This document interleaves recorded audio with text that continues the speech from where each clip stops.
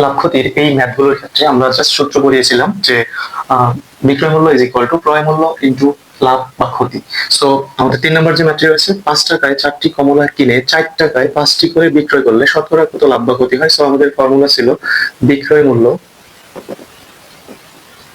Is equal two ক্রয় মূল্য into লাভ বা ক্ষতি।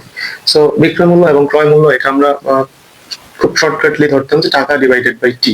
সো এখানে বলা হয়েছে 4 টাকায় 5টি করে বিক্রয় করলে, তাহলে 4 টাকায় 5টি বিক্রয় করলে টাকা ডিভাইডেড বাই টি, বিক্রয় মূল্যটাকে এইভাবে লিখলাম।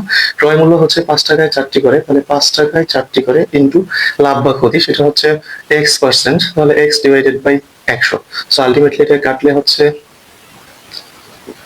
5 20 100। সুতরাং x is equal to 4 into 20 divided by 5, 4 5 করি। সো আলটিমেটলি আমাদের আসতেছে 64। সুতরাং 100 মাইনাস 64 ইজ ইকুয়াল টু 36% ক্ষতি।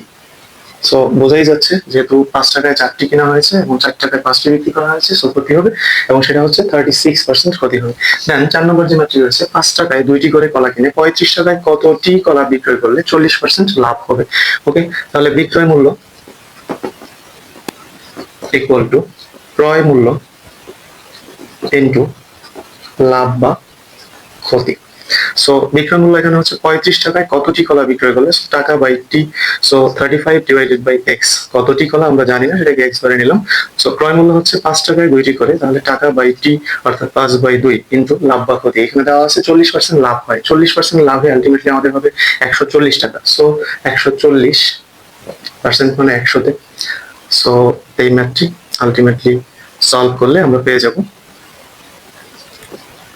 70 দুগুণে 140, 5 20 100। সুতরাং x is equal to 35 into 20 divided by 35 into 20 divided by 70। ওকে,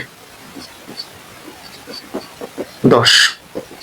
সুতরাং 35 টাকায় 10টি কলা বিক্রয় করলে তাহলে শতকরা 40% লাভ হবে। ওকে, ধন্যবাদ সবাই।